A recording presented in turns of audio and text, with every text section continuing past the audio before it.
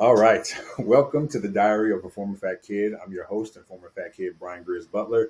Today I have the privilege of hanging out with Chef Lisa Shaw. She is the owner and founder of Lisa's Boutique Catering and the Coffee Girls Coffee Cakes, located here in Chicago. Welcome, Lisa. How are you doing? I'm doing great. How are you today? Good. I'm doing well. Doing well. Thank you so much for your time and for looking forward to this conversation.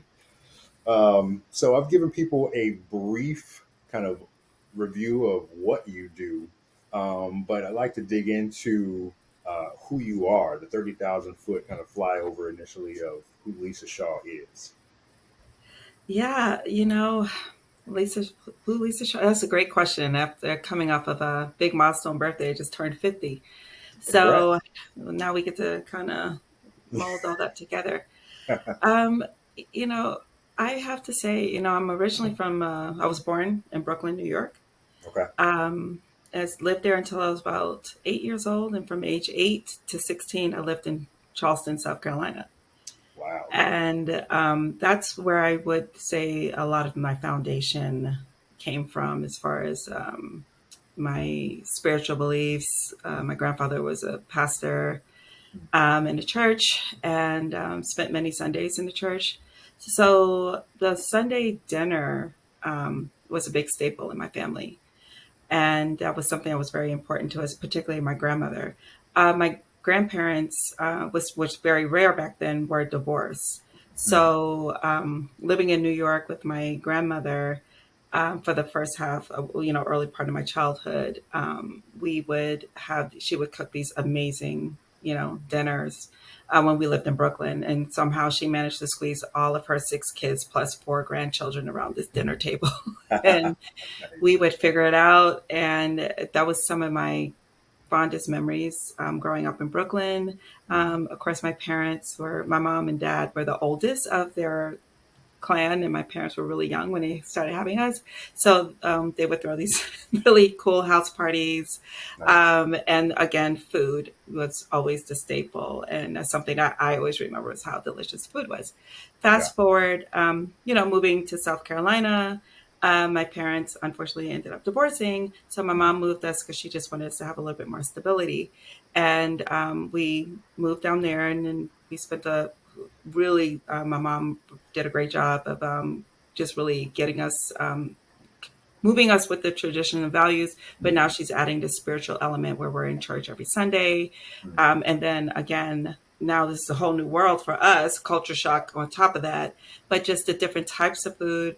Growing up in the Carolinas, especially on the coast, we're very heavily into seafood.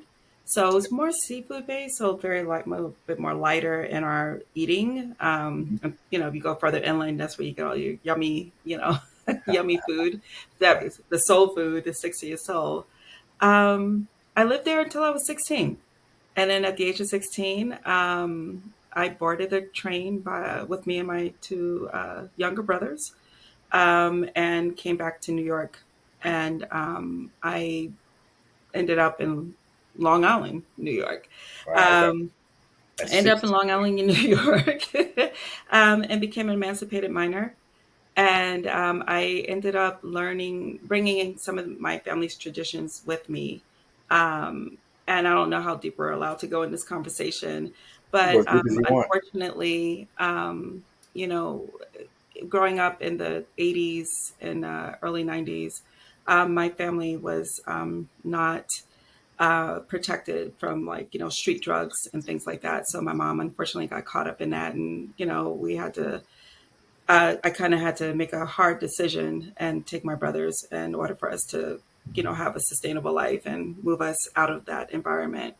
My brothers ended up going to Brooklyn. I ended up going to Long Island. My brothers eventually went back and reunited with my mother.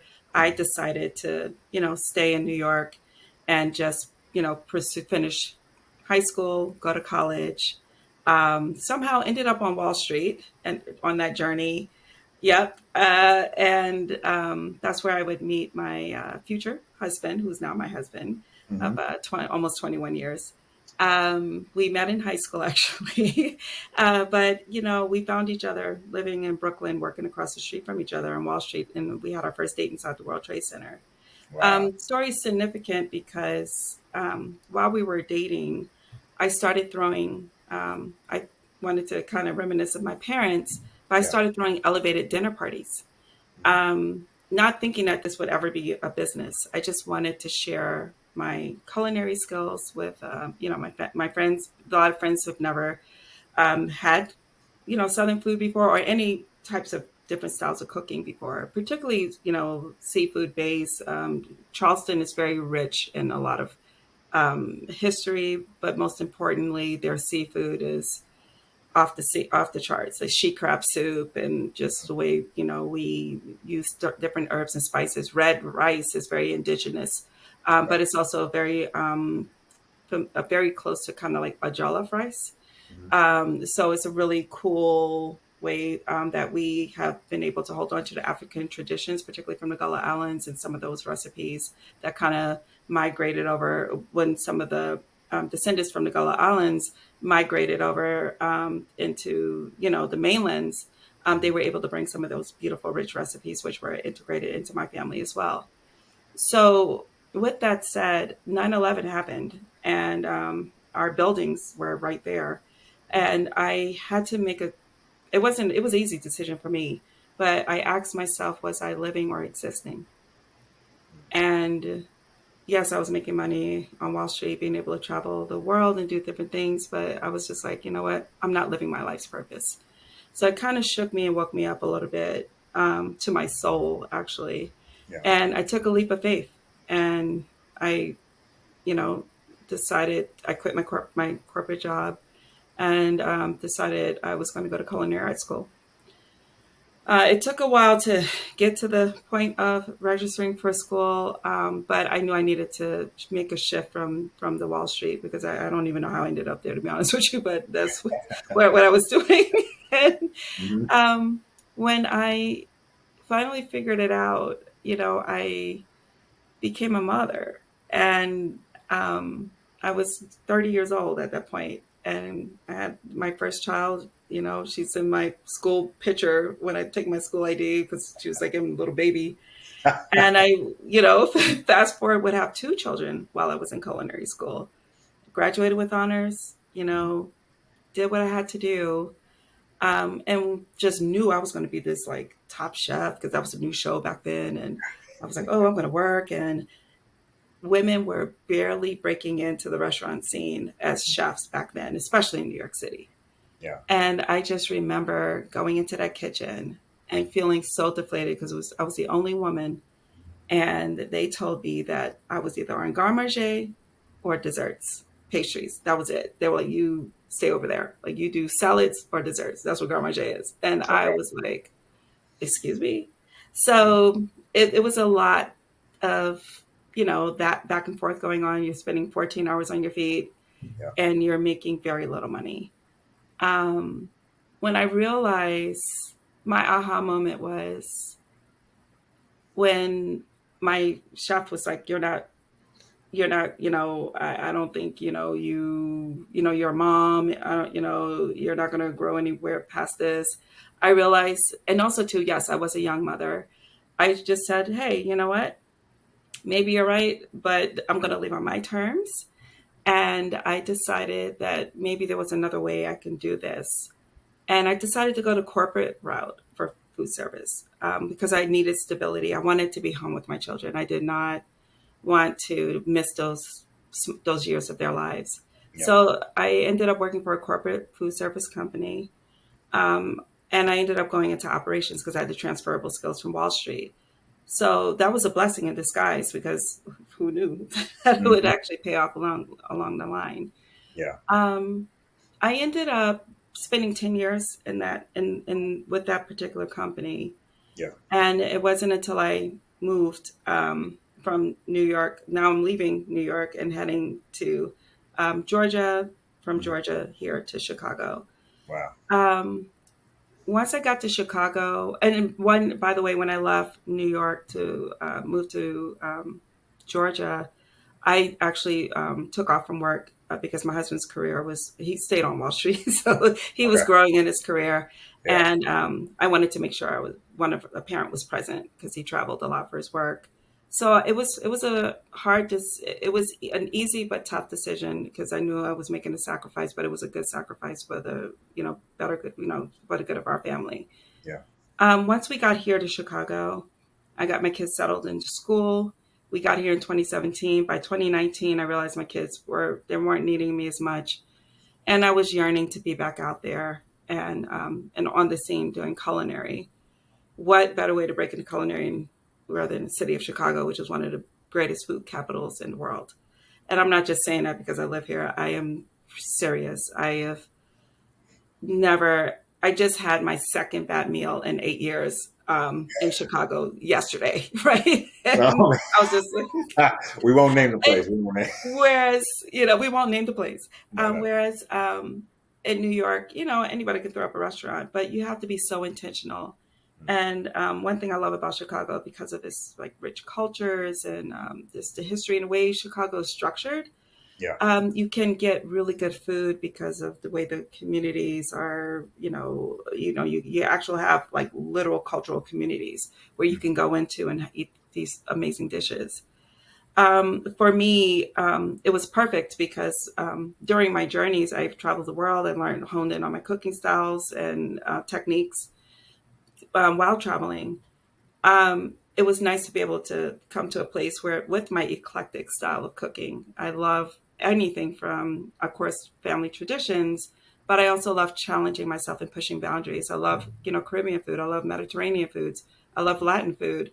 I love African. I love any kind of food. And if somebody teach me, I'll just run and go with it. That's Nice. my art, right? Culinary arts. That's my canvas. That's how I express myself. Mm.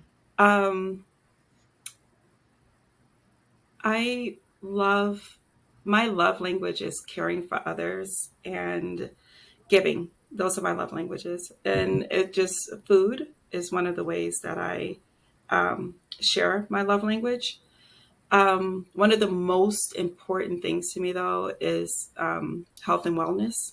Mm. Um, my mother, I lost my mother in 2022 to heart disease, and she pretty much passed away about 10 days after her 47th birthday.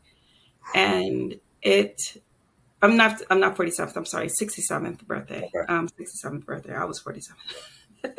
And it it really it really shook me to my core. And I mean, aside from how she lived her life, and she ended up obviously cleaning up her life and having a most amazing life. Once she got clean, um, I it just really shook me to my core, and a lot of it had to do with her diet and nutrition and how she ate. And I find a lot of times in our culture that we, we tend to we eat what we know and we stick to what we know Hmm. and how we were taught and the history of our food, which is beautiful. But at the same time, it's just we were in those survival modes, and how our food was prepared back then, like a lot of salt, just to preserve our food. And those were some of the traditions that we kind of still carry on, and reason why we have a lot of high blood pressure, heart disease. Add, preservatives and things that have been added to our food, and then you get like an explosion of just, stuff. And um, I my mother had her first heart attack at the age of 40. Mm. And I remember, and then by the time before she was 50, she had to have open heart surgery and Wow. quadruple bypass. So I automatically started thinking about how I was living because it scared me. I'm like, me and my mom were only 19 years apart in age. Yeah. So it was really frightening for me. And so I always was very mindful of how I ate and how I took care of myself. And it's something that I incorporated in my style of cooking here in Chicago. Hmm. It's delicious and it's nutritious, right? Yeah, we can have fun and we can, cook those other things too, but you won't catch soul food on my menu because that's not what I'm leading with. Hmm. I want to challenge our communities to, kind of try different things and kind of step outside the box. And I know how challenging that can be when you're wanting to eat healthy, but you just don't know how. Yeah. And add living in a food desert on top of that, it makes it very difficult. Hmm. So one of my initiatives is traveling into our communities and offering up cooking classes based on what you have in your pantry. How can we reimagine what we have, and how can we make it tasty and lessen the sodium on it too? Gotcha. Okay. Wow. There's a lot to unpack there. Yeah. No, that's good. That's good. So yeah, I mean, that was really to hear that things had gotten to the point where you and what's the age difference between you and your brothers? Me and my brother behind me were 2.5 years, and then my youngest brother were 5 years. 5 years. So 16, 11, and 13 ish. Mhm. So all three of you left and went back to New York. Yeah, yeah, the state was coming to take us. And I, at that point, had dropped out of school. I mean, because I was taking care of my brothers. My mom, a lot of life was happening with her. Yeah, yeah, yeah. And, the state was threatening to take us. And I was asking them if they can at least keep us together or keep my brothers together. And they said they could. They said it wasn't guaranteed. So I pretty much had to make a decision that was really hard. Um, but I had already started planning our exit. It took a year to plan that exit, but it was pretty sad. But yeah, I hated that we had to do that, because you never want to see families separated. Yeah, But if this was about, I know that if I stayed, I probably would not be here today. yeah, You know, it was just that bad. So um, I just, made a decision that I felt was best. Obviously, it worked out, for me. Um, my brothers, they're still on their journeys, and I'm prayerful for them. I pray for them every day. yeah, But yeah, and we have an older brother who had left earlier, who left home earlier. But yeah, it's four of us. So I'm the only daughter. okay. Um, and then when I moved to Georgia, I reconnected with my mother. I had always, been in contact with my mom, Hmm. but I made the decision to move her in with us, to just give her quality of life. And I'm glad I did that because I got to, those were the, it was, I guess, 12 good years that I got to spend with my mom, Yeah, and taking care of her, being her was a caregiver for many years, but to really care for her, it was really a great experience for me, for her and our children, yeah, to have their grandmother, around, and just for my mom to also see what life could be like outside of, what she had to, all of her struggles, yeah. you know. Okay. Yes. Yeah. How did your time in New York after you all got there um, kind of shape you? Obviously, the events up to that and moving up there, but then like you're essentially on your own. I mean, there's still you have some connections there, et cetera. But like, Oh, absolutely. So I ended up, was living with family initially, okay, and it just didn't work out. And there was, some abuse happening there, and so I had to leave that home, which is why I ended up becoming emancipated. okay, And I ended up meeting my two best friends that we are still about 35 years, that's amazing. in high school, along with my husband. But I met my two best friends, and they had a nonprofit organization that they started. And I just kind of slid right in, and it saved my life, to be honest with you. We were helping young people become entrepreneurs. Wow. Something that was happening when coming out of the 80s, there was a recession in the mid 80s. Mhm. And what was happening was a lot of people who had lost their jobs, and this, now we're in the early 90s, they were taking jobs that kids normally would have, like at McDonald's. There were jobs that we could not get because adults had those jobs. So now we're trying to figure out, okay, well, what do we do? Yeah. So we started this nonprofit organization to help young people become entrepreneurs. We were making hats. We were selling cookies. I did We this in high were, school.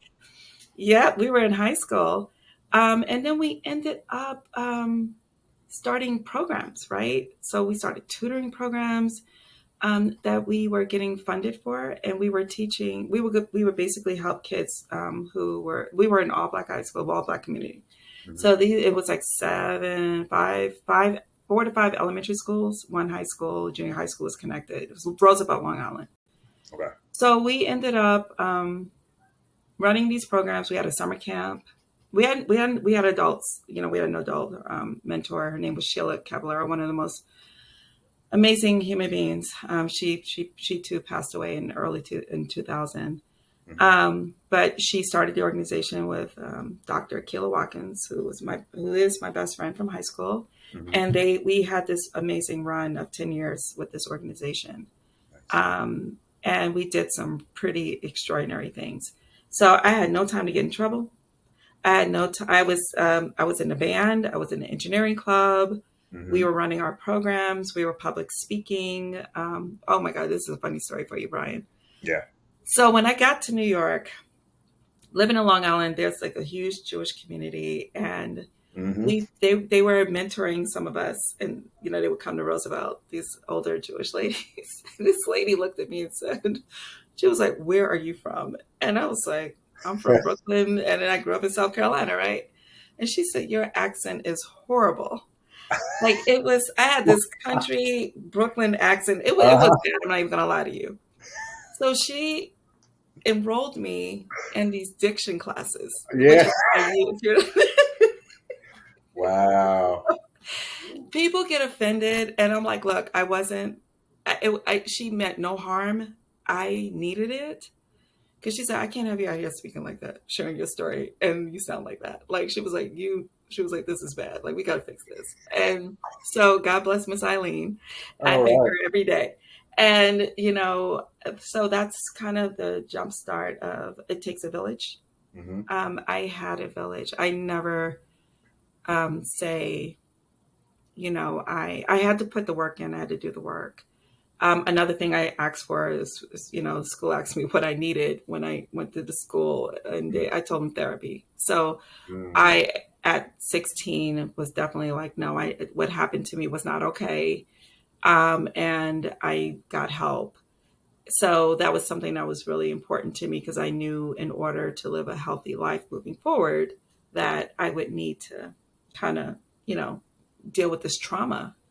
Right. Um, and someone asked me if I could talk to my younger self, what would I say? And I said, I would talk to my 5-year-old self, and my 16-year-old self, and I thank her every day for being so brave. She broke that generational curse. She broke the trauma. You know, I have two beautiful daughters, and they don't know anything about that life. None of my, it literally, I think I tell my children, I'm like the Hoover Dam, and I'm holding all of that lineage. It stops right here with me. And I am very proud that I was able to, one, heal, and it's a lifetime of healing. I'm still healing, but I'm on the other side of it where I'm like, wow, I can breathe. I can enjoy my life. I Yeah. did the work, you know. I'm a, you know, I grew up in a church Christian base, very spiritual. And I mean, honestly, the best gift I gave myself this year leading up to 50, I did the Daniels fast. Never done it before, heard about it. And I did 40 days. And yeah, and I came out of that, and I was just, you know, it was all still just feeling all of it. And this the gratitude of my life, and that was my way of just thanking myself and God for pulling me, you know, through that. It's just by honoring that stage of you know, just it's just hard to put into words. But really, what I'm trying to say is that anybody that's out there who, you can overcome it. You can overcome your traumas. You are not defined by your circumstances. You know, I always tell people, never let anybody speak on your life. I've had people tell me, "Oh, you're a statistic. You're not going to do this. You can't do that. You're not smart enough. You're never going to do this." You know, I remember we were sitting in high school, and trust me, the high school literally got taken over by the state. And we, right, it was like that year. And we were about to graduate, and I was sitting across from this guy in the library. And he looked at me, he goes, well, what are you going to do? And I said, I'm going to be rich. And he said, he said some choice words. He said, Oh. you're going to be sitting here with the rest of us in words. And I was, excuse me, Hmm. you know, oops, can you still hear me? Oh yeah, yeah, yeah. Okay, great. I told him, I said, I leaned down across the table, I looked him dead in his eyes, and I said, watch me. And, although I, oops, sorry. Okay. Yeah, Although I you're good. haven't reached, okay, although I haven't reached it yet, I'm close and I feel it, right? Um, I am a person who believe in mentorship, obviously, running nonprofit organization. Hmm. But one of the biggest things I love to do, Brian, is I love mentoring young people who are starting their businesses and just kind of helping them navigate those spaces, Yeah. So that is definitely one of the other ways I give back, in addition to going into communities, offering up cooking classes, but also which I'm hoping to turn into a consulting business at some point. Hmm. But for right now, I definitely donate those services for free. Gotcha. So you said the young man said, "What are you going to do?" He's like, "I'm gonna be rich. Watch me." How do you define being rich? What's rich for you? Well, back then, I was thinking like, oh, I didn't know I was going to be a culinarian, right? I just thought I was going to be like this. I'm like 5'10", and at the time, I was just starting to break into the modeling career. Hmm. I thank God protected me in that realm. Hmm. But I decided I thought that was what I was going to be doing. Honestly, how I would define rich right now is family. Good health, a roof over my head, being able to go on a couple of trips a year. You know what I mean? Having my business, my family's healthy, being able to spend time with my friends and people who are most meaningful to me. That's how I would define prosperity.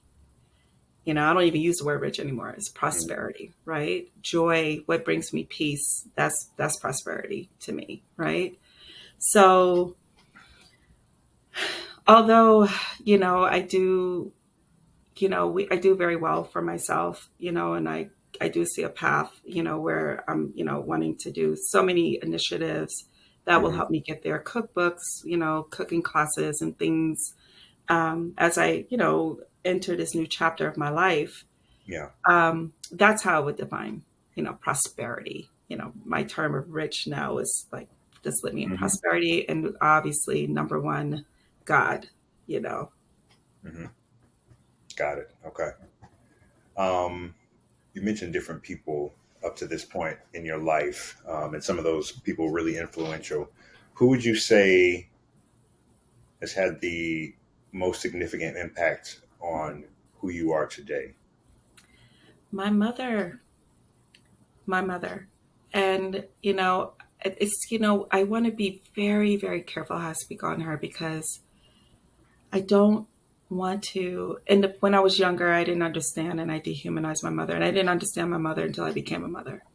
Mm. And one thing I will say, by the time my mother was 25, she had like four kids, right? And she was 14. My parents were 14 and 15 when I had my brother, my oldest brother. And my mother was smart. Both my parents worked on Wall Street. My mother was a bank teller. My father was a ticket runner, on the floor. And, life just happened. They were young. They still had jobs. Like, they were really, trying to, make their lives happen. Mhm. You put that living in Bedford Stuyvesant, Brooklyn back in 19, like, 79 and 8, early 80s, you're going to go through some stuff. And then also remember, my mom was the oldest of six kids. My Right. father was the oldest of four. They still have responsibilities. Their parents, they both had single mothers. Mothers still expected them to help out. And there was a lot of pressure on their marriage. I Mm. understand now, right? Um, so trying to, when I think about her, And when I understand now her story in totality Yeah. and everything she had to go through, there was also, one of my uncles, he was murdered, my mom's youngest brother. So that really, all of that trauma and the trauma my mom had to deal with in her life just before we were born, it helps me understand and how strong she was and how she still tried to show up for us. Mm. And, that was her escape at the time. She turned to substance, and I don't fault her for it. It was just, you know, she couldn't deal. She was young. So when she pulled through, though, my mother never lost faith. She stayed, with the Bible. Wherever she was, she always had her Bible with her. So she still stayed connected to her faith, and she prayed and she tried. She tried so many times to get clean. And finally, it happened for her. I think I want to say that when I went and got her, you know, and I knew she was still, using it was a big risk bringing her in our home around our children. But we did it, and I it was hard on her. I know because I watched her. Like I was really, it's very anal and really strict with her. But we helped her get clean. She got better, and then we helped her move into her first apartment. Mm. And she had a couple of stumbles along the way, but she found her way, and she was able to live out the rest of her life on her terms. But she was clean and she was happy, and that's my mother. I one thing I love about her, and I always say this: the power of redemption. Mm. And our story is she taught me about grace, redemption, and faith through her actions. Um, and she definitely didn't care what people thought. She would just say whatever was on her mind. So everybody was. It wasn't for me looking like her. They wouldn't believe I was her daughter. Like we were the total opposite, right? But I really do appreciate her, and I love her and miss her every day. But she was the kindest person. She'll call you once she met you. If she liked you, she'd call you every week just to check on you, see how you were doing. That's the kind of person she was. So I Awesome. definitely, it would be my mom, hands down. Nice. Okay. Okay. Um, was she? I mean, you're into the culinary arts. Did you learn a lot of things from her? I sure did. Let me tell you something. My mother could fry water, okay? Like, Okay. my mom was the queen of like just frying food. But I know she's probably like just storming on me right now. But my grandmother and my mother were amazing cooks. So there was this one time um, they were in the kitchen. I will never forget it. It was my great grandmother, my grandmother, my mother, and myself and my aunt. Wow. And we were, I was like probably 4 or 5. And I wanted to help because I was like, "Ooh, I want to get a kiss too." Because my uncles would kiss they was like, "Oh, we have to kiss the cooks." And everybody would get a kiss, whoever prepared the food. So I wanted to help so I can get a kiss too. So my grandmother pulled up the chair to the, counter, and she let me like peel like potatoes and, chop little vegetables. And she gave me a butter knife. So I was struggling, but, it was just like, and then she, dishwashing. So I was just happy just to be participating. Hmm. That was one of my favorite Easter Sundays. Mm. And I think I was definitely 5 because that was the last Easter Sunday that we all spent together because my uncle was moving out, Mm. and he found out he was having a baby, moving into his new apartment, and they tried to rob him, and that's how he got hurt. Oh. Um, and so that is a very significant, special Easter Sunday because that was the last time my grandmother and all her 6 kids were together at the dinner table. Yeah. And it was also when I won that special kiss, that was really special. But it taught me about family. My grandmother was very big in crocheting, so all of our linens and napkins were made from, she would, these beautiful lace, intricate, tablecloths. And we would set the table with the good china, that we only get to eat off of a couple of times a year. But it was just, that was pretty much our journey, no matter what was happening in our around us in our environment. My grandmother always made sure that we were at that dinner table, almost every night, but definitely on Sundays. Sunday dinner was a big deal, Okay. in our family. Hmm. On that note, what comes to mind when I mention salmon and croquettes? Oh Lord, that was the thing, right? Salmon croquettes and fish. Oh wait, no, I mean salmon croquettes and grits, fish and grits, salmon croquettes. I'm not going to toot my own horn, but I make some really good salmon cakes. Nice. Salmon croquettes was a very big thing in our family. We would fight over them. I remember my grandmother would make just cans, big, big, big plates of them, and we would just be tearing those things up. Like it was just, yeah, you just brought back some wonderful memories. Yeah. Actually, to honor my mom, Yeah. I did a article, and I put her salmon croquette recipe in the magazine that published it. Mm. It's linked to us. It's a Christian-based magazine. If you haven't picked it, everybody should read it. It's beautiful. It's beautifully curated. They have recipes, celebrities in there. It's such a beautiful, well curated magazine. African American owned. It's just Okay. gorgeous. Yeah. Nice.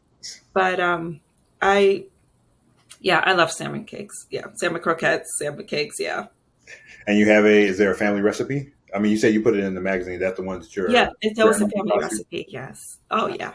Okay. So although I bake it now, so So it's every make once in a while just I do it will for fry you. it, but I bake them now, and it still tastes just as good. Yeah. Gotcha. So Okay.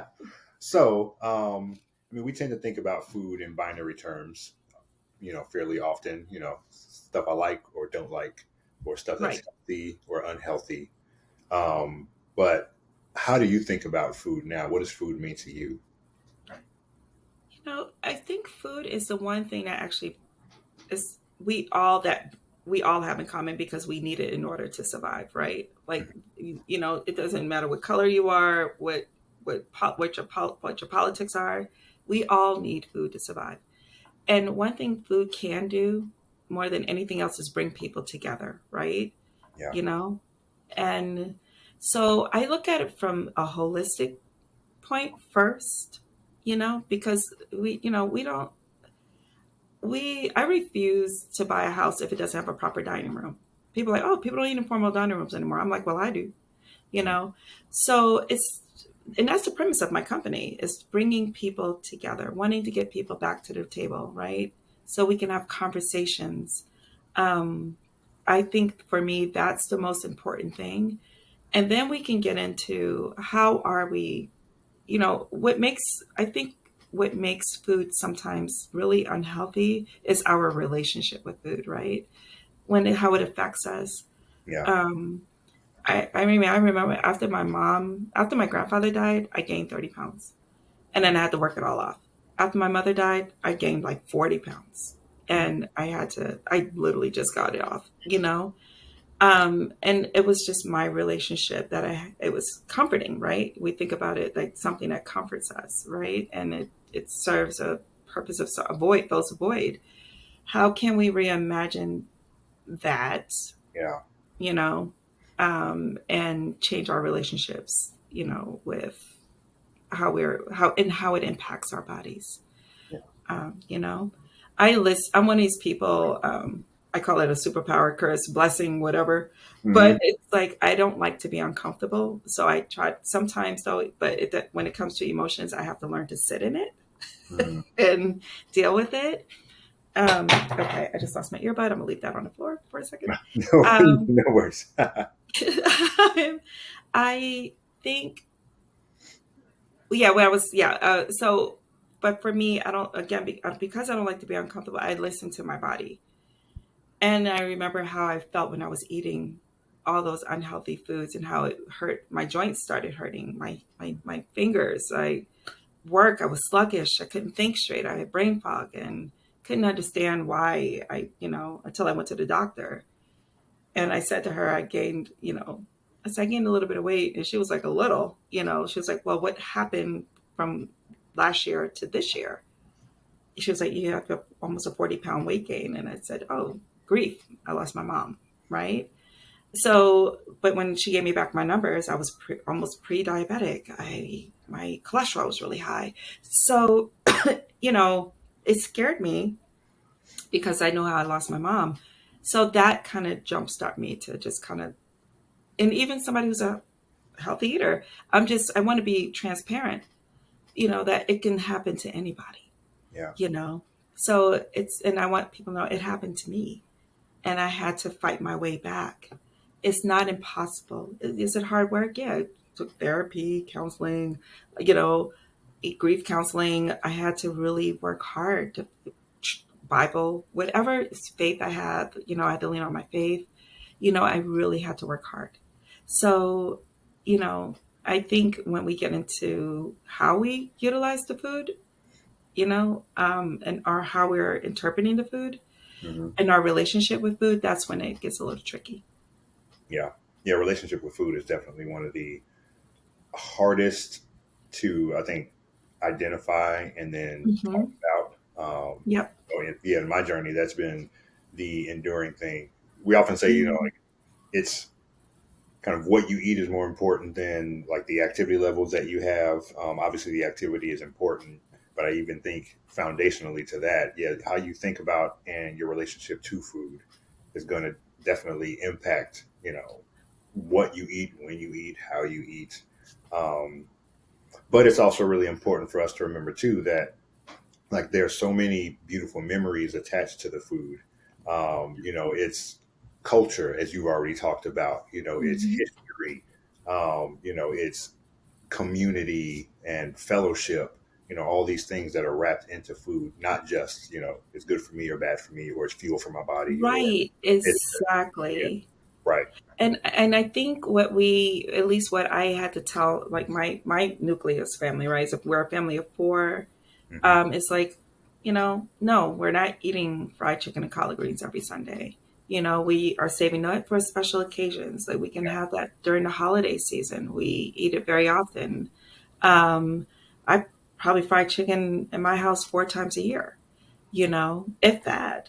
But when we have it, we enjoy it. And don't get me wrong, we'll eat it outside the house. I'll go find some, chicken every once in a while if I want it. Absolutely. Um, and it's okay, but the thing is, how do we want to preserve our bodies so when we're in our 50s, and we still want to be mobile, and I want to see my kids graduate college. I want to see them walk down the aisle and have their children. And also too, I know that unfortunately for me, I'm predisposed to these things, right? Diabetes, heart disease on both sides. My father has heart disease. My father also has diabetes. I know that I cannot afford to go either way on this. I have to, because I'm predisposed. So are my children. So we just teaching these healthy lifestyles. Yes. Do we deprive ourselves? Absolutely not. Their mother's a chef. So guess what? We find unique ways to eat healthy in our house. Hmm. Man, I will tell you, I'm sitting on the same box of salt probably for like 2 years. I use a lot of herbs and spices. I cook a lot with citrus fruit. So there's so many different ways that we can flavor our foods and still enjoy them. Reimagining how we cook our collard greens, even how we fry chicken, all of those things. I'm really excited about sharing that and having a cookbook one day so we can just help our community, you Yeah. know. I was like, we're pretty good with salt here, but I could definitely broaden my knowledge base on how to bring flavor and into the different Oh, dishes for sure, oh, absolutely. Oh, Brian, we would have so much fun. for sure. Yeah, it would be so much fun. I mean, and I just literally have my staples that I keep in my house at any given time. I always make sure I have orange, lemons, apples. My spice, I have tons of spices. And it's just ways to even make your own seasonings, spice blends. Hmm. where you can then to add a little, a little bit of sodium, when you're cooking, because we do need salt. Salt is very important for balancing out alkaline levels and things like that of the food. So you definitely want that because you want to be able to, well, you want it to taste good. Yeah. But definitely cooking with fresh herbs that's been my new jam. I just put it on everything. Awesome. So yes. So, what are a few more like um, easy to, I guess, low shelf tips for Mhm. people who want to like take little steps to improve how they're preparing their own food? I guess we should say one of the easiest ways, maybe not easiest, but effective and low cost ways to improve how you're eating is to cook more of your own food. Cook more of your own food. I Yeah. mean, Uber is just God. I mean, we even get in trouble with it. I'm like, do you want sweet greens tonight? You know, Uh-huh. um, yes, cooking more of your own food, but a lot of times it's the prep work, right? Yeah. That's it takes. I'm not gonna sugarcoat it. It's it's like you got to plan your meals. That's the only way it's going to work. We have to plan our meals. But even with your staples, like there's ways like you have a can of black beans. Hey, you got some red wine vinegar in your house. You got some dry oregano. Guess what? You just made Cuban black beans. Those are the base for Cuban black beans. You know, that's the red wine vinegar will pop the flavor. Hmm. If you have like some sweet peppers, cut those up. You throw that in there. Hmm. You can add a little bit of fresh, cilantro if you like cilantro. A lot of people don't like cilantro. Then put some parsley in it. You know, put some little bit of onions. So listen, here's the base. We call it sofrito. We kind of blend it up, but it's just you've got your onions, your peppers, and little red wine vinegar and some dried oregano. You put it in there. Boom. You have your Cuban black beans on the fly. Boom. Done. And Right for there, folks, just with one can. super easy meal. You also, I mean, it's going to be delicious, but you're also getting some micronutrients. You're getting some Yep. beneficial minerals. You're getting Yep. some fiber. You're getting some protein. Yep. There's a ton in that meal right And there. you're not really, you just need a sprinkle of salt after that because the acidity from the vinegar, the red wine vinegar and the flavor, Yep. all those flavors are going to pop in there. You're not even going to miss it. You know, I would like to encourage people, hey, okay, so they're like, oh, quinoa, brown rice, they taste bland. Okay, you got vegetable broth you can cook it in. You can also use low sodium chicken broth to cook those things in, Hmm. and it will pop the flavor again. Those are different ways you can do it. Hmm. Sweet potatoes, love them. Right? It's shelf stable, and it's something that's low cost. Hmm. I love making sweet potato hash in the oven. I'll cut that up, add some sweet peppers to it, smoked paprika, salt, pepper, olive oil, toss it in there, 400 degrees for 25 minutes, All maybe a right. little longer, depending on how big you chop it. Boom, easy peasy meal. Boom, you can eat that, and that's the base for a burrito bowl, base for a breakfast bowl, or you can eat it by itself with Awesome. some chicken on the side. What are some other tips that you would give folks who are living in like a food desert? We got a number of those in Chicago, or who Oh, I have know. limited resources. Yeah. How would you help them kind of start to rethink, even with the available options that they have, how they can make small adjustments that can improve the healthiness of their food? Mhm. Yeah, yeah. So I think a lot of times, and I'm not, I'm so far removed. When I grew up in the food deserts, we had a lot of canned foods, and I'm not sure if that's what, families are you still using. But and it's hot now, so it's summertime. But a lot of those canned foods, I used to like to just make them into like soups and stews. Hmm. Like remember those old school soups that we used to make. Yep. But instead of using maybe salted pork or ham hocks, try throwing in some smoked turkey, or which is still kind of high in sodium, but just don't wait for it to finish. A lot of people don't know that you can actually add salt as a finishing, except for grits. But But at you the end, can we're add, good. you gotta add that salt in the beginning. I'm so sorry, y'all. There are some things we just have to break the rules on. But but those are some foods that you can finish at the end. And a lot of times, believe it or not, we do use a lot of dry herbs in our communities. Like a lot of times, people love that Italian seasoning is very versatile. You know, you can use a lot of that in the foods. Mhm. Try to swap out instead of buying margarine. There's like those butter substitutes. Butter's expensive now anyway, so go with those butter substitutes. They're very good too for flavoring your food. Mhm. Um, and it's just swapping out really the salt if you can find ways to do that. The chicken, bake it instead of frying it, you know? There's ways you can marinate, use marinades. You can buy store-bought marinades, marinate your chicken. If you have a, you know, you can, you know, so many different ways. Searing, and finishing off in the oven. Like if you want to just kind of do a sear, you can YouTube how to sear. That's a great way to do it, and then finish it off in the oven. I like to do classes like that to help as well. Okay. But yeah, but a lot of times in the food deserts, I like to go inside people's homes and just say, "Hey, what do we have here?" Hmm. And then we call it market basket, right? And let's create a whole beautiful meal out of what you have right here in your house. And we have done some pretty cool things with that. Awesome. Okay. Good. Good. Have you recorded any of those? I have not, okay, I told you I was from 1970s, man. I Hey, gotta, I mean, as you're sharing that right now, I'm like, I yo, am I'm learning like, though. I am getting past my phobia of, the camera. But I'm totally leaning into that now because that's the only way I'm going to reach our people, right? So yeah, yeah. yeah. As you were saying, I was like, shoot, another episode on site. Going into somebody's home, and Yes. that could be That would cool. be cool. Yeah. Yeah. I would Okay. love to do something like that. Yeah. I mean, like on camera, if the family's open to it, I would Yeah. love to do Right. If that. the family's open to it.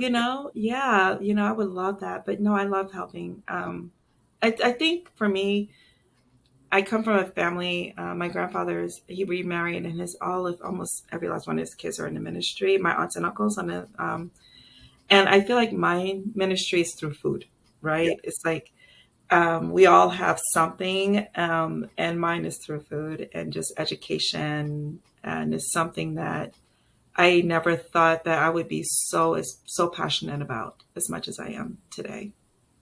Gotcha. And for anybody who may, watch this later and is wondering why, with my emphasis on health and wellness, I had somebody on who's like, they specialize in coffee cakes and other things like that. This is why, because there's a twist to it. It's not just all. Yeah, right. Yeah. So So cool. the coffee cake is actually my grandmother's recipe, and it Nice. was the original butter pecan, and it was never intended to be a business. Honestly, which is why I think I emphasize the healthy eating because I feel so guilty with these cakes sometimes. Really? But even with the cakes, Okay. there we again figured out the balance. So you're not. It's like don't get me wrong, it has sugar in it, but it doesn't taste as sweet Hmm. as most cakes, where a lot of times people are afraid to balance out those alkaline levels. So I'm all about flavor profiling and balancing. Yeah. Fun fact: I worked under this cool chef back in like early 2000s when I came out of culinary school, and he had a degree in like gastronomy, and it's basically foods you would normally not pair together, but they work. Yeah. And one of the coolest things, we were making a dish together, and he told me to put some rosemary in the strawberries, and I was like, "What?" And it was, oh my God. Till this day, any type of sauce I make that's for dessert, I always throw a little rosemary in there and Really. just makes it pop. Yes, rosemary and strawberries pair very well together. So studying under him and learning that gastronomy part of it. So I love gastronomy. So of course, use my coffee cakes. We have all kinds of crazy flavors. I You know I got know, to get in and like I got to plan yeah, out my sampling, so I'm not inundating myself with too many coffee cakes at once. But right, but no, but I make little mini ones, so we can just give you the small ones, and they we can do a freeze well flight. too. Yep, I can do a flight for you, so I'll send you a flight. Nice, nice. So you won't get in trouble. No, no, no, no. Yeah, cakes, coffee cakes, and pound cakes. My grandmother was Mm, a caterer and baker for decades, and wow, she's 96 now, and she wow. she made my wedding cake, she made my mom's wedding cake, she made my aunt's wedding cakes. Like like my wedding My, my way, it was like a showboat of actually all of them were like showboats, and so like my wedding cake alone, we had like a centerpiece, and then we had satellites, and then the middle piece, and there were like seven different cakes. So it was like red velvet and pound cake and chocolate cake. Wow. Yeah, yeah, yeah. So If I could go back in time, I would be right at that table, you know. It's yep. like, So yeah, the cake tasting over the years has been like that'll always be, can't set that aside. Again, history, family, culture, right, and memories. we're not eating it every day, right? Right. So, it's Celebrate. not like there's a cake sitting on the table every day like we how we grew up though. Like grandma would just be like, "Okay, let me make a cake," Yep. you know, every day. So we're like, "Okay, it's just yeah." Yeah. So, but it's culture, that's history, and we can't erase that. And No. nor, and I'm not advocating that. I'm just saying let's reimagine how Yep. we incorporate some healthy meals in conjunction with that. So we're kind of, longevity, Mhm. to help keep us here a little longer. Yeah, it's important to recognize that if there are certain aspects of our culture that we can appreciate and have meaning to us, but that also might be contributing to some of the challenges that we're facing as a culture, then we at least have to be open to To looking at reimagining, those. yeah, Yeah, looking at it, yeah, yeah, yeah. sure. And I think too, and gosh, nobody wanted to eat cottage cheese back in those days. Like who? I still don't like it. I don't eat bland food. I will tell people that. You know, um, I'm, I'm in the gym 5 days a week. I take weekends off. Hmm. Um, I plan my meals. Do I like doing it? No, but I do it. I don't, but I do it. But then I've gotten used to it because I depend on it, right? Yeah. And there's smoothies. There's so many different ways we can eat and reimagine things. But it's nothing bad. Even when you're eating out at some of these places, you don't know how much salt is going into these foods, like especially some of the salad shops. But when you make it yourself, there's a certain level of pride, especially when it comes out great. Yep. There's a certain level of pride that comes with it when you're cooking these dishes, and not for nothing sharing it. And if Brian, I hope you have me back on because then we could talk about how to incorporate your kids and getting your kids to eat healthy. I have some cool Absolutely. tips on that too. Oh, for sure. We can definitely do. I mean, my kids are young. They're 5 and almost 7, and they've come Yeah, into the kitchen with me some, and a little chopping, and yeah, Daddy, can I help with make this and stuff? But yes. more tips and tricks on how to Get them to eat it. Yes. man, and they'll be vocal about it So too. They'll be vocal yeah, I about know. it. They eat the veggies and they eat the stuff, but they'll tell me like, we don't like this. I'm like, but it's good for you, and you'll learn to like it. I didn't like it when I was your age either, but I'm introducing it. You'll thank me Yes. later. You'll thank me So one later. of the cool things when my kids wanted to cook with me, I would say, hey, I said, if you do it, the rule is, like I said, we're going to treat this like when I was in school, right? When I was in culinary school, the Oh, rule was whatever we made, we had to try it. I said, so you're going to try your dish because you made it. I said, you want us to try it, right? Because if you don't eat it, we can't eat it because you don't believe in it. You're not endorsing it, right? So I was like, well, I can't eat it if you don't endorse it. You made it. nice. And that's how we were able to do it. My kids eat all kinds of vegetables except for asparagus. The young one, she's 17. She's like, I'm not touching it. She don't like it. I'm like, that's okay. You like everything else. It's okay. Then Yeah. there's certain things too. I mean, fun fact: when babies are born, they are born with 20,000 more taste buds than we have. Hmm. So keep that in mind when the kids are trying different foods and Yeah. you're giving them something. Their taste buds are on like 10, like Right. 2,000, right? So as they get older, the taste buds start to kind of die off and kind of regulate itself. So that's why a lot of times kids are like they don't like something because it's so overpowering. Yeah. Imagine something hitting your salt glands, your sour glands, your sweet glands all at the same time. It just makes you want to gag, right? So that's kind of what's happening with them. So I study a lot of that. I love a lot of food science. I'm a big geek. I was a STEM kid too. So it was just kind of like understanding how food works and how it even affects us culturally. You know, Yep. it's pretty fascinating how learning how we ate before we got here and how we eat Mhm. around the world. And this is the only country that we have all these comorbidities. One of Yep. the few, you know what I mean? Like a Yep. lot of comorbidities in our country. Yep. and how, certain foods are pushed into different neighborhoods and not in others. So it's just kind of really getting ready to gear up for my advocacy work around that too. Yep. But then I got to be careful because some of us are very addicted to these types of foods, and some foods you have the same addiction as the was if you were taking drugs. So it's like educating our people, educating our communities little at a time, Hmm. not preaching. People don't like that. I don't want to talk. I don't like being talked at, and I'm not sitting here talking at anybody else. But what I'm just asking you to do is just kind of do a little bit more research about what's going into your body. Read those food labels. Hmm. You know, it's Yep. important. Absolutely. Um, Before we wrap up, and we can, talk about this more at another time as well. But for entrepreneurs in health and wellness, nutrition, food, etc., um, you started, your business. How long have you been operating your business now? Here in Chicago, 6 years. I launched literally, man, like a few months before COVID, and It was a catering business. man, I was Oh, like, God, but it worked out, yeah. but yeah, So how but did that's okay? So that maybe that's something we can, I guess park on. So you launched right before COVID.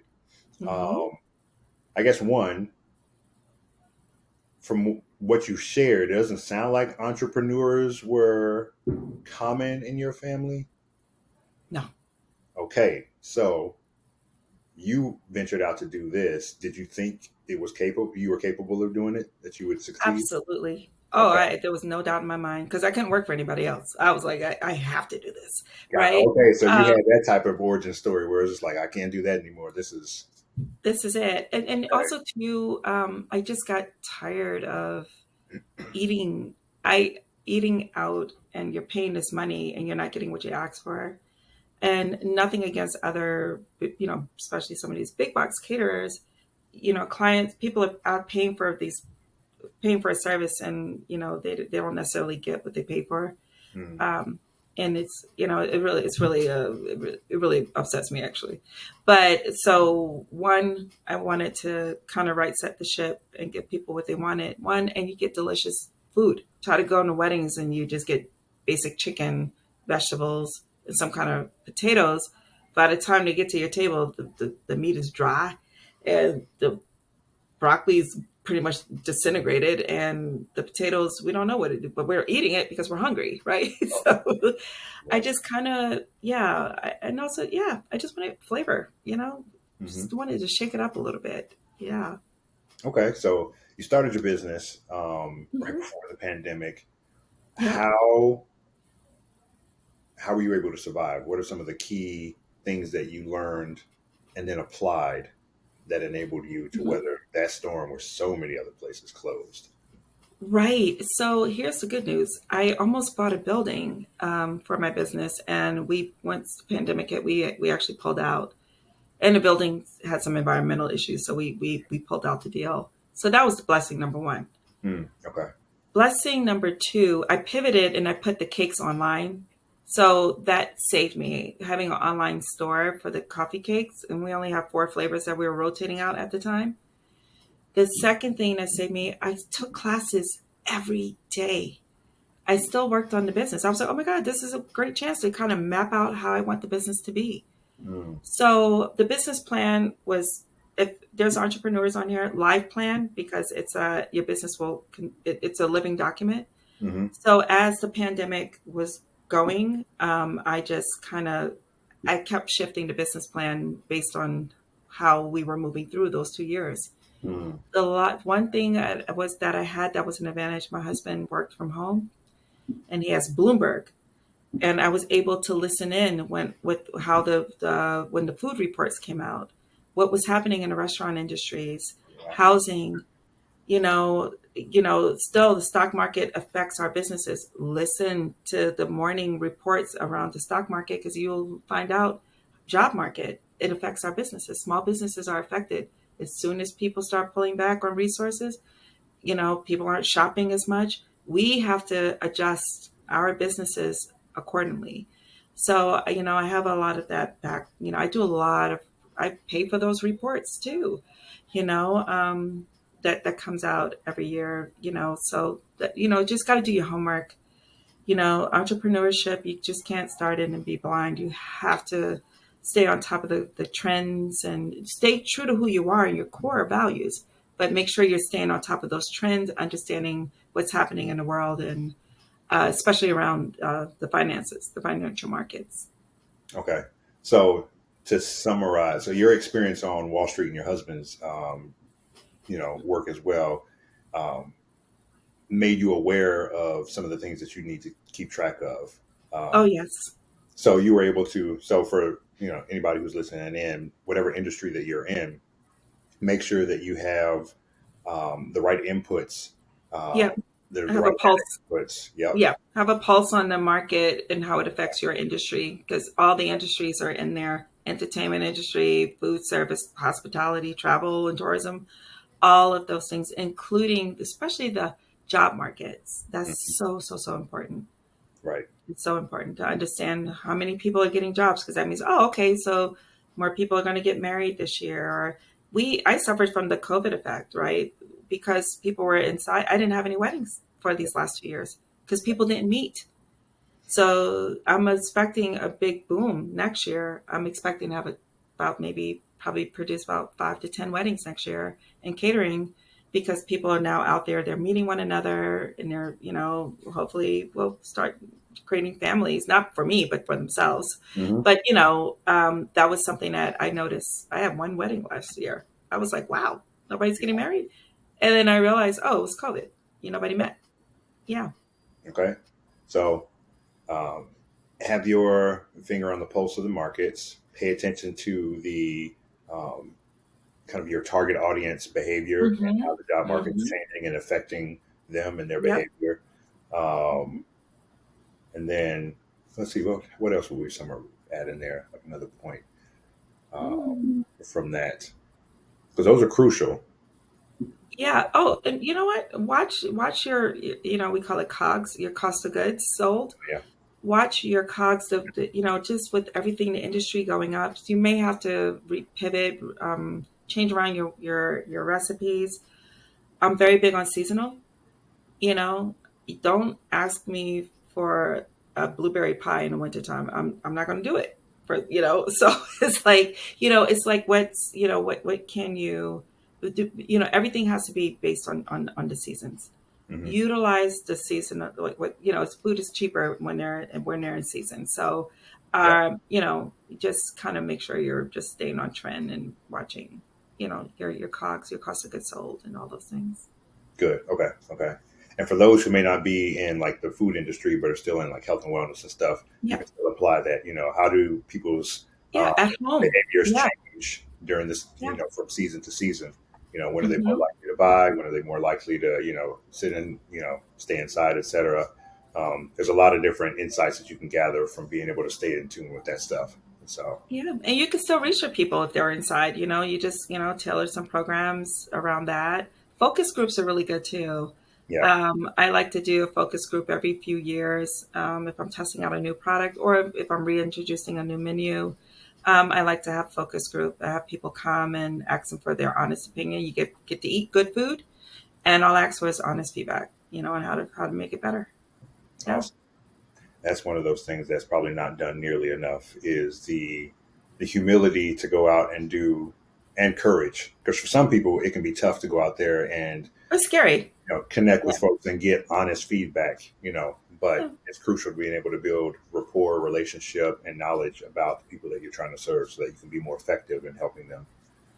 Yes, yeah, and to those people, it can be scary. The whole thing I will say is, do not have your identity attached to that particular thing, because every little feedback is going to affect you, and you got to learn to just be. It's just objective feedback. They're there to help you be better. Just keep that in mind. They're not there to hurt you. They're just there to make you better. Don't invite people who are picky eaters, unless you are in the business for that. Don't do it, because they won't like anything. Trust me, it's happened. So, Man, and you focus on that one person, and everybody was like, well, no, but this is great, you know? So Hmm. it's a lot of times people just don't like certain things. So it's okay. So I usually ask for people who are like just open, will eat it and try it and whatever, you know? Awesome. Okay. Well, yeah, man, this has been a rich conversation, and Yes. mine is already spinning on future conversations, whether that be kids in the kitchen or more entrepreneurial training and tips, for people looking to start their business. Absolutely. So many different ways. So and glad you're here Absolutely. in Chicago, so we can actually do some in-person stuff in the future, as well. So No, this was really great, Brian, and I love this platform and I love what you're doing. And this was really great for me. So thank you so much. I feel so honored to be on this show, and it's just really cool. awesome. Well, thank you so much. And yeah, we will make sure that there are links to connect with you, in the show notes when this goes live. And yeah, if you all want to connect with Lisa, you want to learn more about like her business or potential mentorship or some of the workshops that she does, we'll have information so you can connect with her. Yep. Yep. Hello at lisasboutiquecatering.com. Yes. All right, you all. Thank you again. And yeah, until next time. All right. Bye.